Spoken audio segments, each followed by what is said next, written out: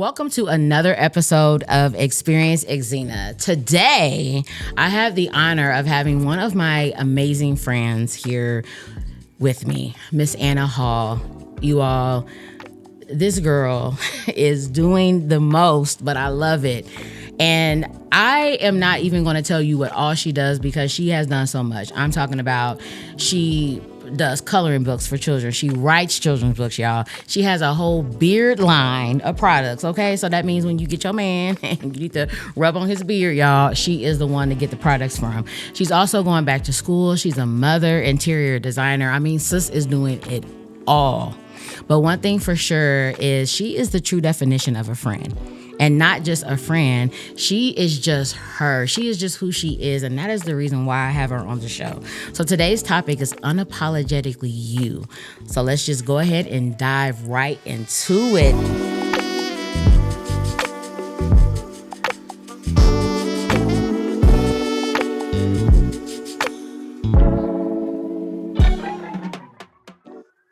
So Miss Anna. Hey. What does it mean to be unapologetically you? Because baby, you are just you, and I love it. But what does it mean to you? I appreciate that. For me, it means free. Okay. I could sum that up in one word. It means free, but it took a long time to get here. A long time to get here. There was, a lot of people see me and they judge a book by its cover. Mm-hmm. And that's probably why I am into books. Because my cover is definitely not what was inside. So a lot of times when they thought, oh my God, she's traveling, she's this, she's that, I was broken. And I was broken and no one knew I was broken, not even my kids. And so it took a long time to become free. And so it means free. I don't need approval from anybody but one person, and that's God. I love it. I love it. So, like, when you're talking about, like, free, I know for me, we could always start at the beginning, like birth, high school. This is what I used to do when I was in middle school. But let's talk about your journey, like, through your marriage, through your divorce, and, like, what were the hardest parts for you during that? Because I hear you talk about that. So I'll say something. I'm a very transparent person. And so I've been married twice. And so I can say that I had more good days than bad days. And it wasn't that they were bad individuals because they are very good friends. Both of them, I'm still very good friends with them and will love them forever. However, that is truly, I don't think, who God had for me in the moment. Okay. I think with my first marriage, and I'll say this, something I probably never shared, even my family doesn't know, I knew the night that I got married, I saw my divorce. What? Absolutely. Absolutely, I did. I saw my divorce, and so I knew that was of me and not of God. I think in the moment I was getting older and felt like, oh my God, I haven't been proposed to yet. I haven't this. Getting a date is easy. I've never had a problem dating. But somebody that I truly liked and was like, they had the look, they had the style, they had the charisma. So I felt as if I had the total package. So it was kind of like, I was excited, kid in a candy store. But he wasn't done growing yet. And so he had lost a lot of time due to being incarcerated, which I didn't know in the beginning. And once I found out his story, I was too far in. But I went through things in that marriage where I got married and someone else was pregnant and I didn't know that someone else was pregnant. So I told you, I'm an open book. Someone else was pregnant and I didn't know, and it was a young lady that he worked with. Oh. And it didn't end up being his child.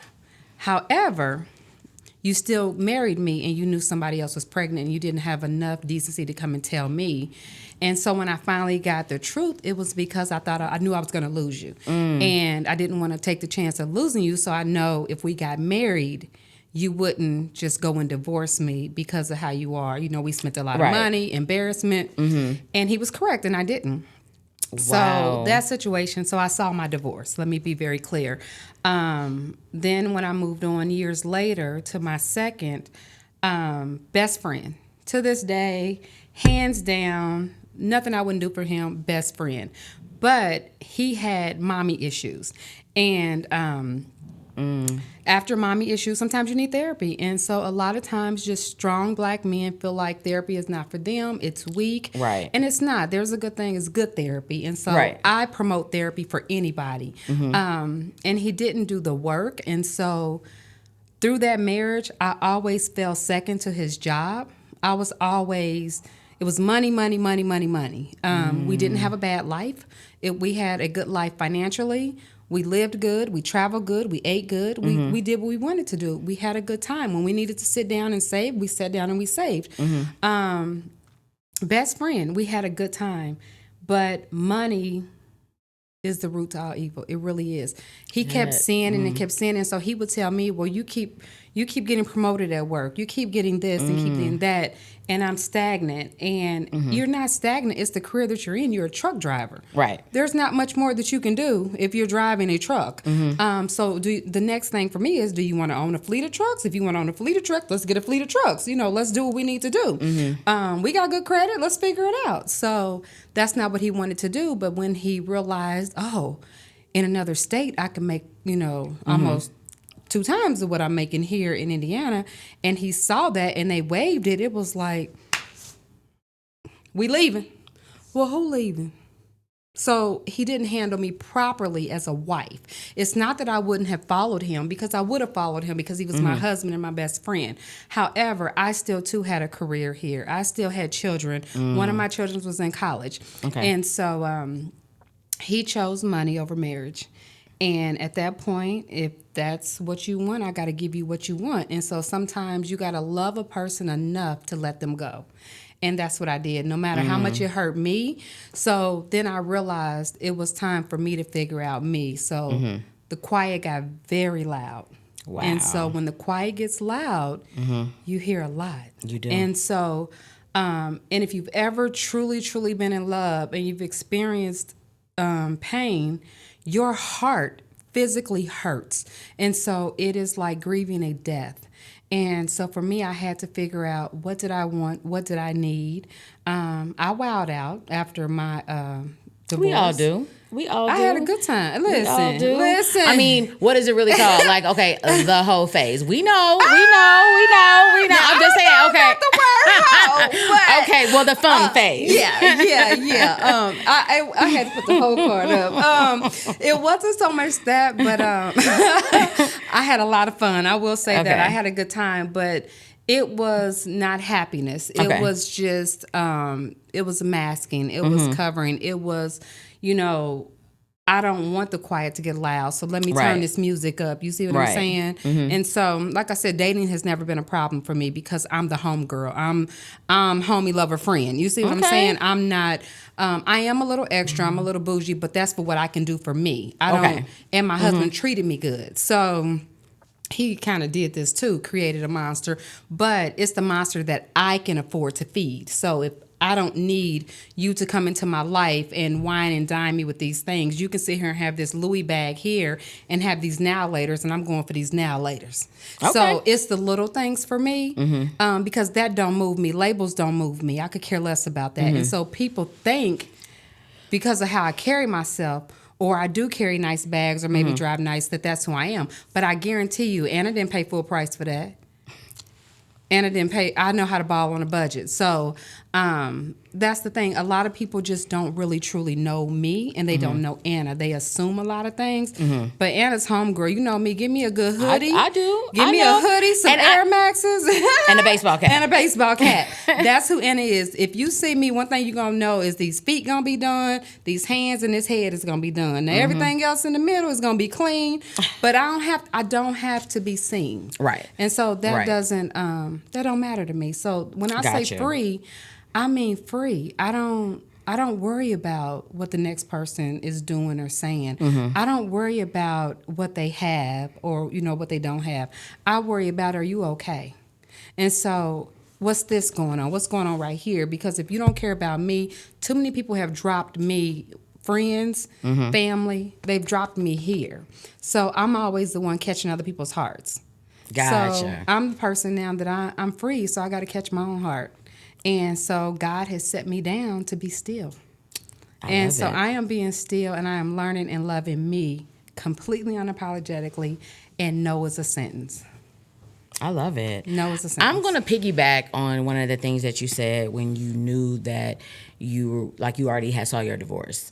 So like when I got married, I literally saw my whole marriage being just destroyed in front of me on the day that I was getting married. Like the day I got married, it poured down raining. The aisle runner wouldn't come down. The flower girl wouldn't do what she was supposed to do. We had this sand ceremony. The sand wouldn't come out. On top of that, like I remember dancing with my ex-husband, like our first dance. I remember us cutting our cake. But after that, I don't even remember seeing him the whole night. He was just in everybody else's faces. And on top of that, we got robbed. So I feel like what? God himself was literally telling me something. And I don't even really think it was literally like, don't marry him. But I really think it was kind of like, halt. Wait, just a minute. Let me redefine who you are.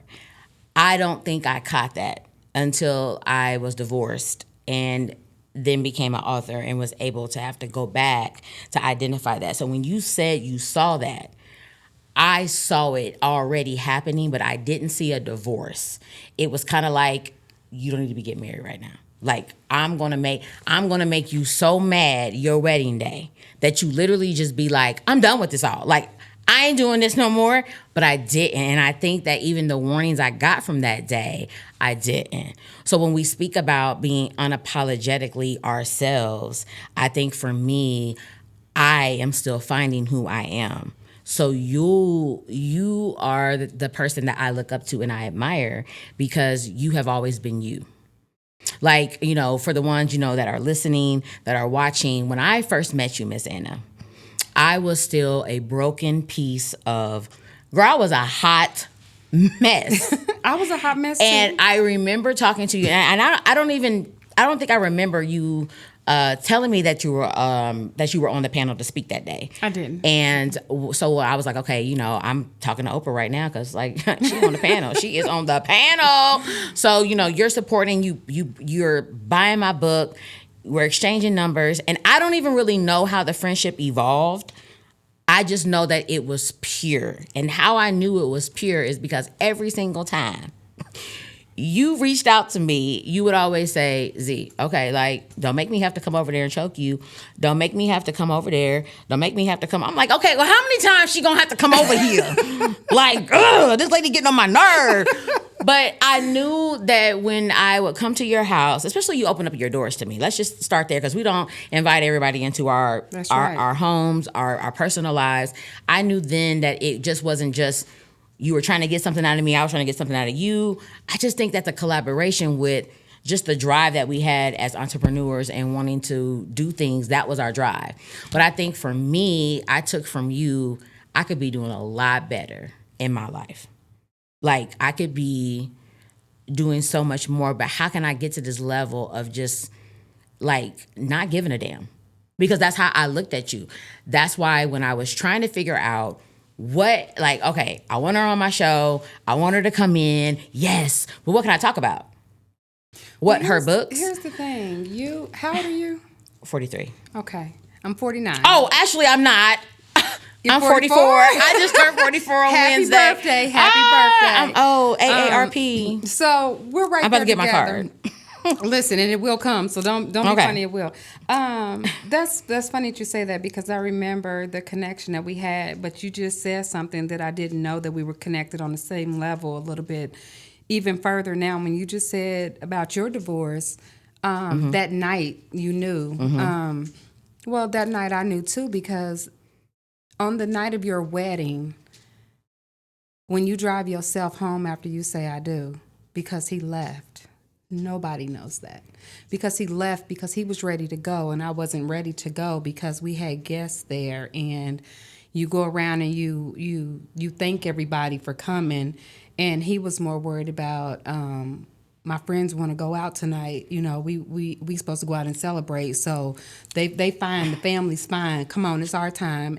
And so when I was looking for him, like, hey, where he at? And I go downstairs to get my girlfriend my keys to my car. I saw him driving off. Wow. So to this day, and that was, oh my God, 15, 16 years ago, to this day, that still does something to me. Because do I know that you still love me now? Yeah. You're going to love me for the rest of your life. That I know you will, because I was good to you. And so I'm okay with where you are, because you got to deal with that. And I love you no less. But that's something you got to deal with. So that hurt was big for me. And so it didn't even matter. That beat out the baby situation. Let's be real clear. That beat out the baby situation for me. And that was in marriage number 1. And so we stayed married like 5 years. But it was a situation here, a situation there. I couldn't get over one situation before another situation came. And I said, now listen, what is going on? You know, that 6-pack don't mean shit to me at this point. You hear me? You cute, but you ain't that cute for this headache that I'm getting. Right. Oh my so gosh. I chose me, but it was hard. It was really hard. So then I had a bad taste in my mouth about marriage. I didn't want to be married again, you know, to be honest. And so when my second husband did say, hey, let's get married, I said, who you talking to? Who getting married? I'm trying to watch Scandal. You interrupted Scandal. I'm trying to watch Scandal. And he was like, listen. And so the way he treated me, though, showed me something totally different. And I had never been treated like that before. And so I knew that it was genuine. He didn't care about the looks. He didn't care about, you know, if you make good money or not. He genuinely loved me. But he just didn't really know how to love properly. But I don't take that from him, because your first love comes from your mom, right? And he didn't have that relationship with his mom. Okay. It was very toxic. So still is to this day, you know, sadly. So if you couldn't love your mom properly, how do I expect you to love me? Girl, okay, so the loving properly part. So let's talk about it. So like when you're on your journey to pursue or trying to find who you are, because like I said, I'm really on a journey. The reason why I even named this podcast Experience Exzneair is because I don't even go by my name. No, you never have. So like, who am I? Like, girl, who are you? Okay. So then like, I want to be in this place where I can be unapologetically me and do it without care or having to think about what other people are saying. So like, I can't say that our stories are aligned, but they are, because like I said, first marriage, you know, it was what it was. And it was even to the point where I even had to ask my ex-husband, like, what went wrong with us? You know what I'm saying? Like, what went wrong? And he said, I got too comfortable. I got too comfortable that I didn't even care about like how to care. Like I didn't know how to care for you as a husband. So then everything just started to just go sour, and it just went left, and we had to get a divorce. So here I am in this relationship with somebody else, and I am with you for so long. I mean, 13 years back and forth. It's a long time. Okay? And I still in this day, like in this moment right now as we're recording this podcast, I love him, and I can say that. But I can't be with a person if you cannot fully commit to me.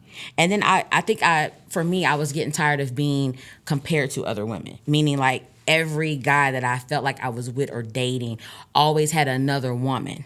But then I would leave and be done.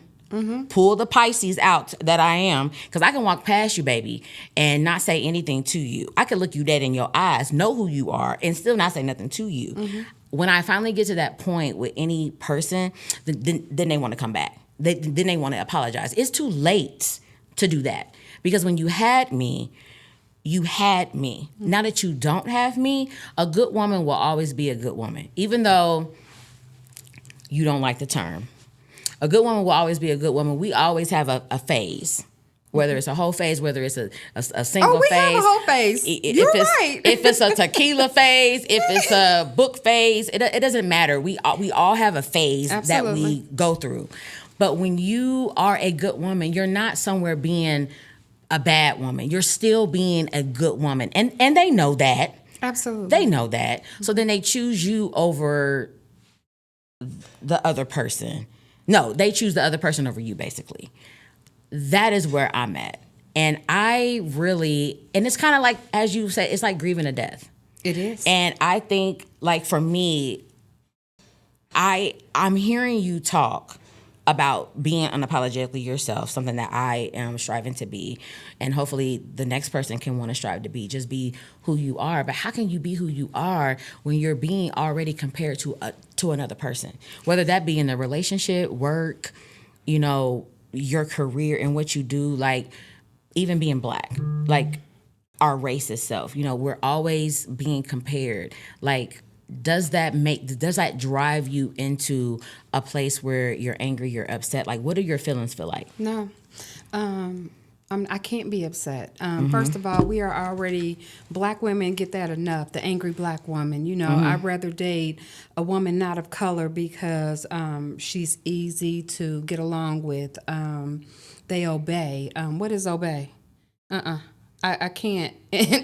I had a hard time with that word. Me and that word didn't get along, but submissive, that word. I was about to say submit, because that's submit. But here's that's the thing. another one. Submit, use it correctly. Yes, but I will tell you this. Everybody will submit to the right person. Not submit what we think about as in Coming to America, you stand on one foot and hop. We're not talking about that type Whatever of submit. food you like.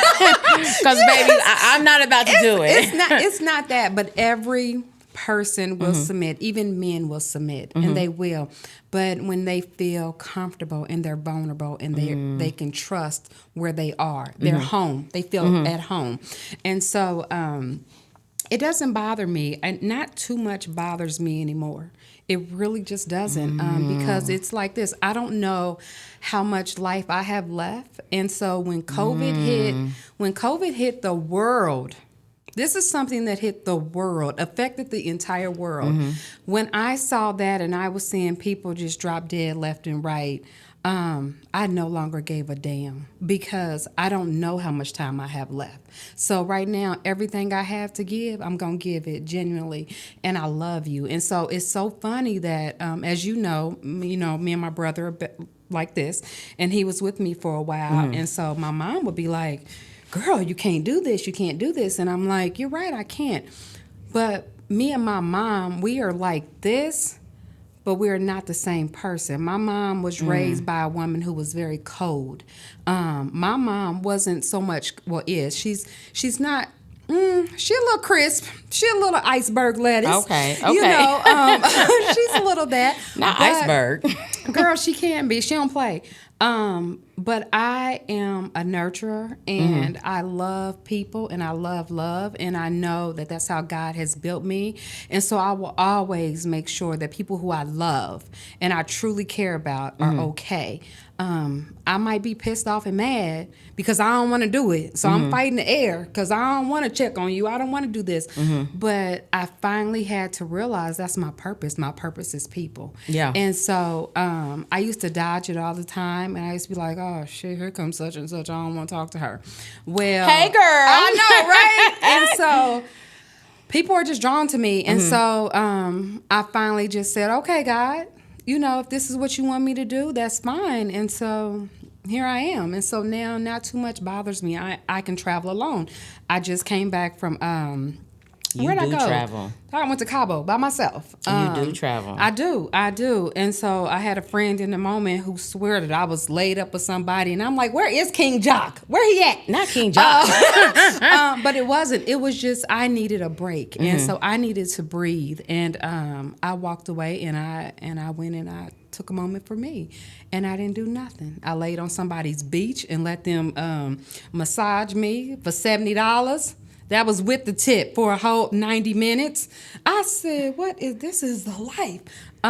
So I don't have to be validated. We all want to be in love. We all want that fairy tale, that unicorn love. But I don't know what God has for me in store. Right. So I can't sit here and wait on him. I mean, I can look on TikTok. I got, how many TikTok husbands I got? Girl, when I say the TikTok husbands be coming through with the slow-mo V's. Don't play. I be like, And don't go on there big is TikTok. Daddy today. Oh, yeah, the 40 and up TikTok, after dark TikTok. Yeah. Don't go on that. So, it's just like, and I know that I like what I like.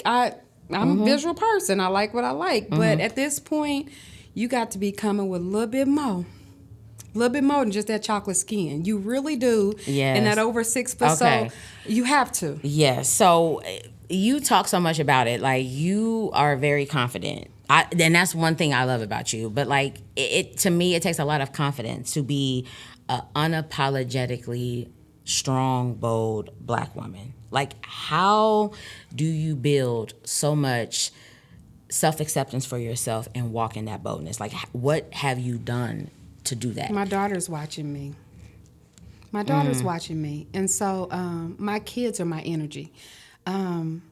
Especially my daughter. My daughter is really, really, that's my She girl. is you. That's my She mini me. is you. And so for me, if I sit here and it makes me emotional, but if I sit here and I accept anything, I'm telling her it's okay. And so it's not okay. It's not okay, because you don't have to be treated like that. And so when you have respect for yourself, I am huge on respect in my personal and my professional life. When I felt disrespected at my job after being there 10 years, and I walked away from well over 6 figures, and it didn't matter to me. I didn't know what back there was looking like. I didn't have nobody to catch me. See, I used to have a husband that could catch me. It was just me, and I said, "Oh God, what we doing?" I done told this lady to kiss my ass pretty much in my head. You know what I mean? But it didn't matter. And I left major money on the table, and I said, God, it's me and you. And I'll tell you something. Honestly, I'm $25,000 less than what I made years ago. And here's the thing. I ain't missed a beat. But I ain't missed a beat because of him upstairs. You see what I'm saying? Yeah. So when we put our all of our energy and money and all of that, I put my energy into me and my kids and my family, because see, I'm not gonna always be here. So when God decides to take me away, my kids are going to know that they were loved, and they were loved, truly loved, and not for what they could do for me. I need them to do this. All I need from my children is to do what's best for them that makes them smile. Okay. That's it. I like it. That's I it. like it. And like, when we talk about like your tears, because that makeup is just like popping right now. But I'm loving the tear. But like, what is the misconception about healing?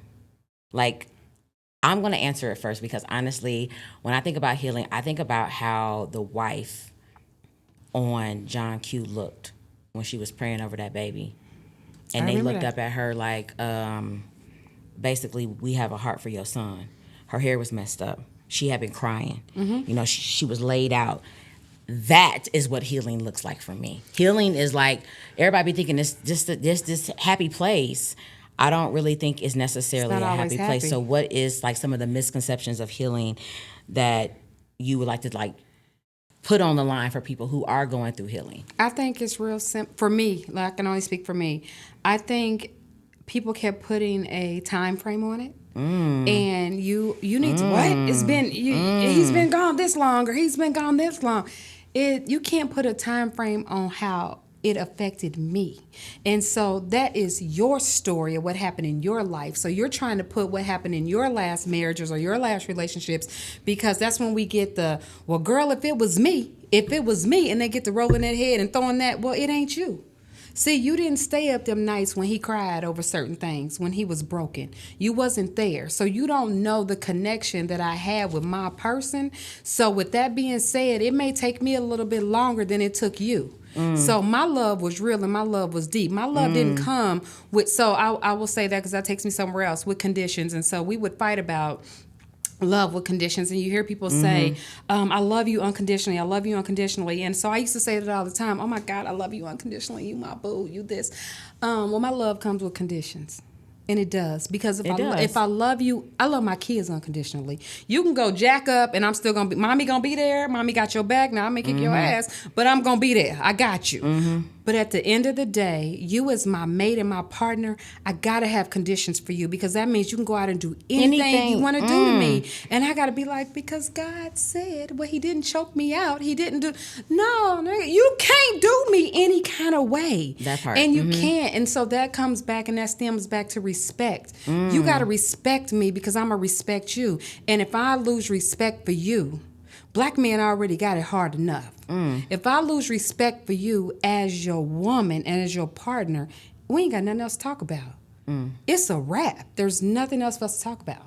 So for me, it's time. And so don't tell me that the clock is ticking. You should be healed by now. Why are you doing this? Why? Well, I thought he was this. What? You wasn't dating him. I was. So don't tell me, Ty. Girl, I'm about to unravel the aluminum foil and bring on out the beef. So let me say this. Like when I was dating, I'm not even gonna say dating. When I was in my relationship with the Black Mamba, we all know who that is. We're not even gonna put his name out there. But when I was in a relationship with Black Mamba, one of the things that I used to hear his mother say was, I didn't raise my son like that. There was a few times that she would say it, and I would be like, well, dang, well, she didn't raise him like this, then what happened to him? And then one day I was so mad that in my head I was like, well, then who did it? Huh? But it wasn't his mother. But the thing about it is, the mom, the sisters, the brothers, the aunties, the cousins, the uncles, whoever the family tree is, does not have to see the tender parts of that person. Do you know who it was? Do you honestly know who it was that made him that person? Oh, girl, tell me. So I can add it to the aluminum foil. It was the women who said it's okay for you to treat me like that. And and I'm going to tell you something, but it was also you. And I'm going to tell you why. It was you because you kept picking up the phone. So you were saying, yeah, you did this to me yesterday, but it's okay because you cute and it's good. You see what I'm saying? So we're women. It was good. So we forget about what you did over here because it's good. It's good. You know what I mean? And so it was us. So with that being said, we allowed it. And so we allow everything that happens to us is self-inflicted. So we allow the pain, basically. We allow the pain if we don't stop it in the moment and say, you cannot do this to me, and stand on business. Then why can't they? Because you just said you can't, but then you turn around and said, okay, but you cute though. You cute though. We all have done it. Cute is cute. And the cologne be cologning. You hear me? So you forget. Black Mamba was Black Mamba. I know who Black Mamba is, and he cute.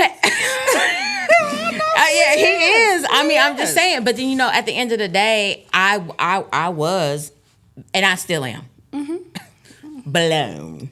Okay, as Monique would say in a couple. Baby was doing what he needed to do. So I think I was gone off of that. I was gone off the illusion of what I wanted that love to be. But love does not disrespect.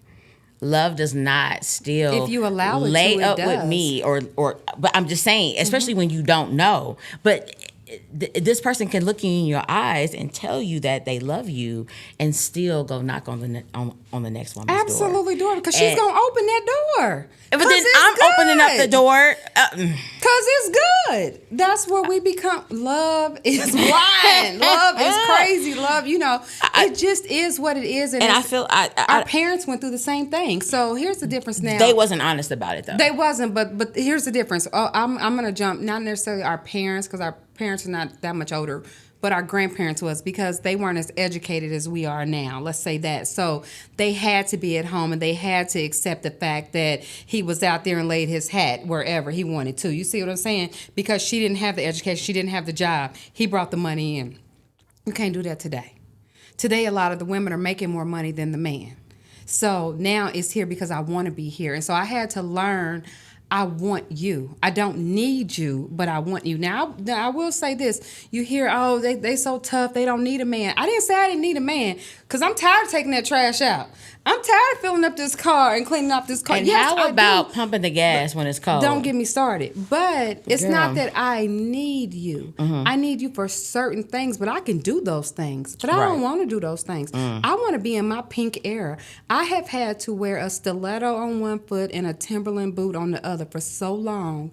I just want to be pink and pretty for a minute.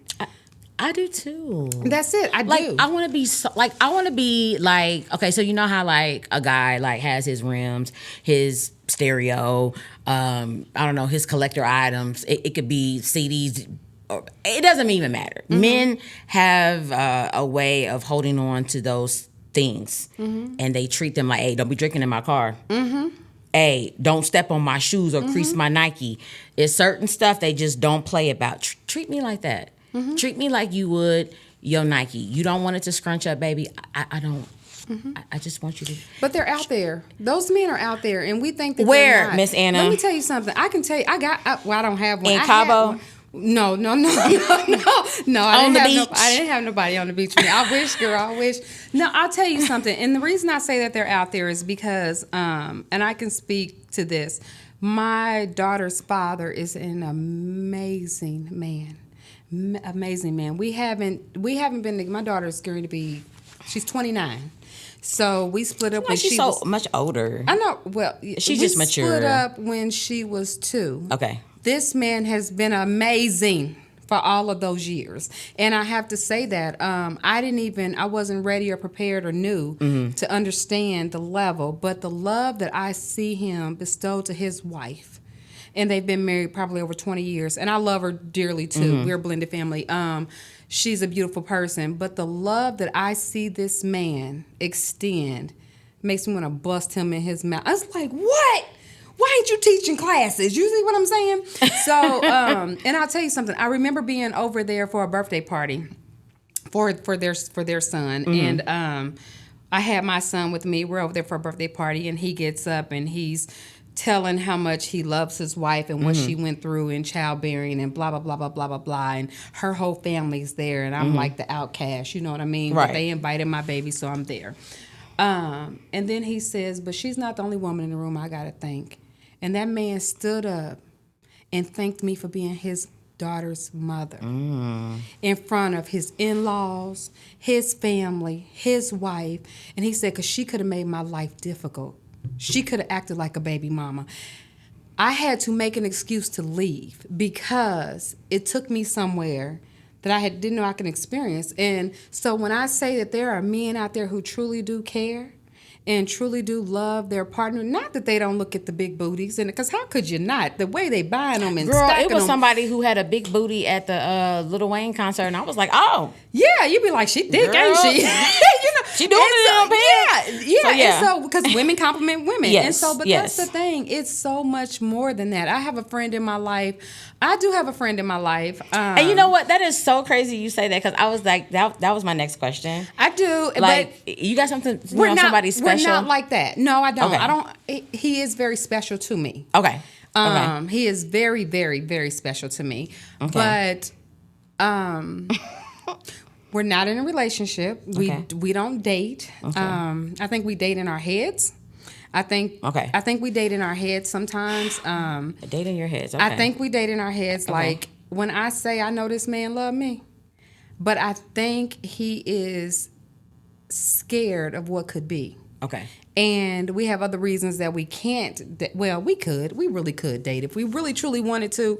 We could date because I don't really care about who he used to be married to. Let's be real honest. Okay. But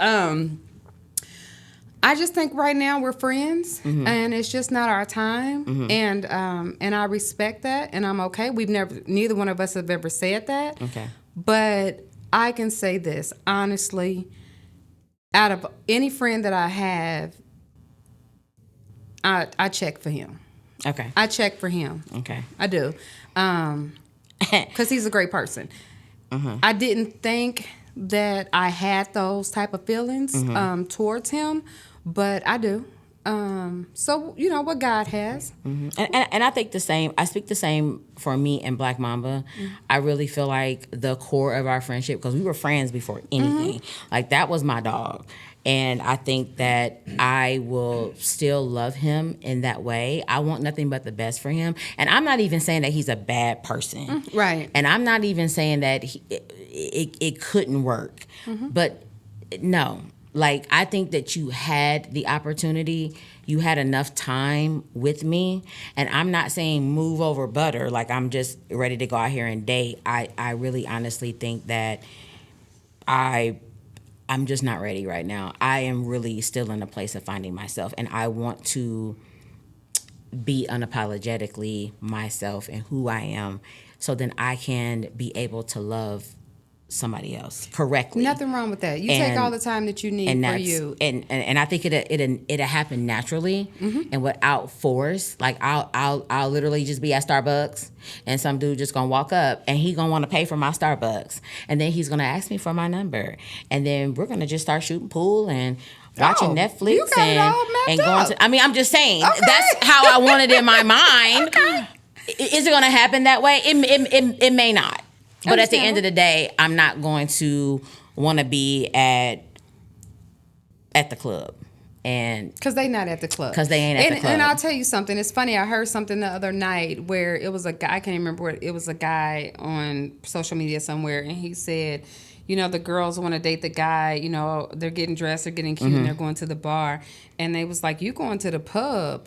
You need to be at the exclusive spot. like VIP. I said, oh, you're right. He said, no, you need to be at like the hotel lounges, Yeah. the love spots. And so the thing of it is that when you look, it's like when we go shopping and we got a pocket full of money, you can't find nothing you want, Can't right? find nothing. So it is within time, but it's not your time. And so everything is in God's timing. And so I can honestly tell you that the place that I am in my life, I'm numb.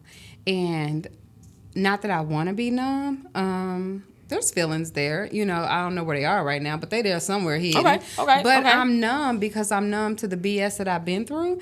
And I'm tired. I don't want to be tired no more. So if you cannot bring something different, and here's the thing, you don't have to be all this money and all that, because chivalry ain't dead to me. You know, I hear a lot of people say women killed chivalry. Chivalry's not dead to me. Chivalry goes both ways, though. I feel like chivalry goes both ways. Yeah, and I believe that. I can date you just like you can date me. But my thing is, dating doesn't have to cost a lot. But don't what you doing me to death at 49 years old. I'm 49. Damn it, I'm at work. Don't keep what you doing me to death. Pick up the phone and talk to me. Make plans. Pull up. So if we not doing those things and you texting me every day and what you doing, and you ain't never picked up the phone and called, but you interested, you're not interested. You have something else going on that you can't pick up the phone and take 2 seconds. One thing that I know about us and these phones, they right here. They're accessible at all times because we're so worried about what's on these phones that we can't check on the neighbor or check on our parents the way that we need to. But we can check on Instagram and our TikTok boyfriends. We can check on them daily. So don't tell me that you didn't have the time or you're trying to grind so you could be this better person for us. Be gone. Be gone. And I mean that. Because it's not that hard. People make time for what they want to make time for. And if he wanted to, he would. He would. He would. So that's the thing. We feel like we always have to have that person right there for us, but sometimes we need that peace and quiet, and that's where I'm in my life. It's peaceful. It is peaceful, and so right now I haven't heard the quiet get loud, and I think that's because I am unapologetically, because I'm free, and so I can go home and put that onesie on and be like, what's on TV? And I'm not worried about this phone, or I'll get calls and it's like, well, who is he? Where he at? Because I sure ain't talked to you in 2 or 3 days, and it's because I'm doing homework, or I ain't feel like talking, or I don't have to have an excuse for what I'm doing. You see what I'm saying? So when you feel free, everything is free. I love it. Everything is free. I love it. I love it.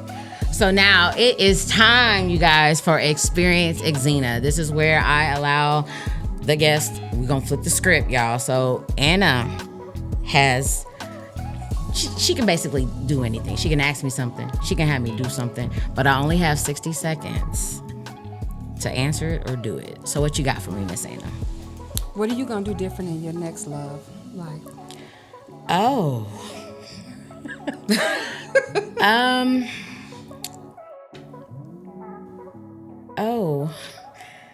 TikTok, baby.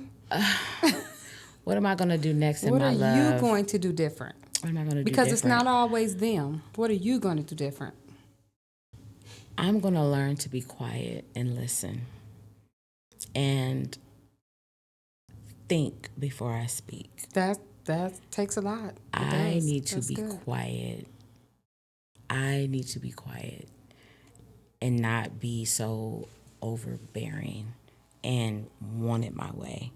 I can be very controlling, and I think it's time for Xena to let that guard down and allow a man to be a man. Because how am I supposed to know what a good man feels like if I never allow him in?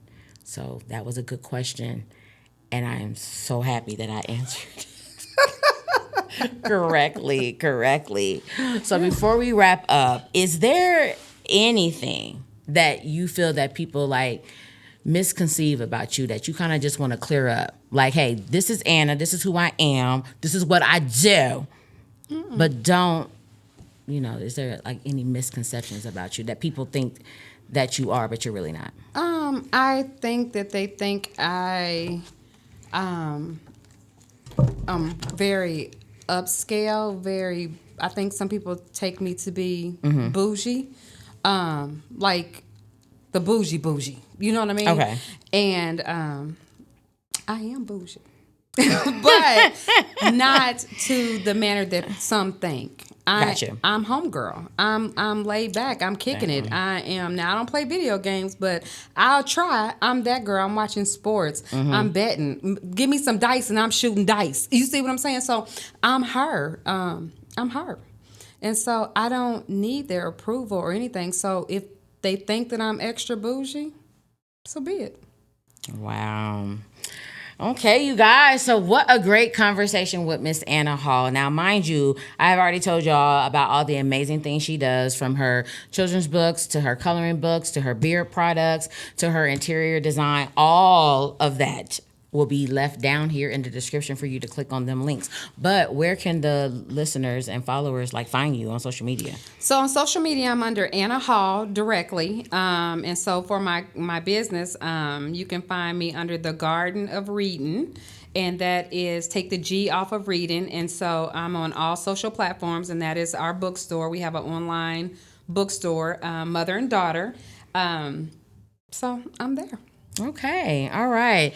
So in closing, you guys, I know what it's like to want to fit in, want to be like part of everything or everybody, or, just like this house, just how society basically puts us, y'all. Okay.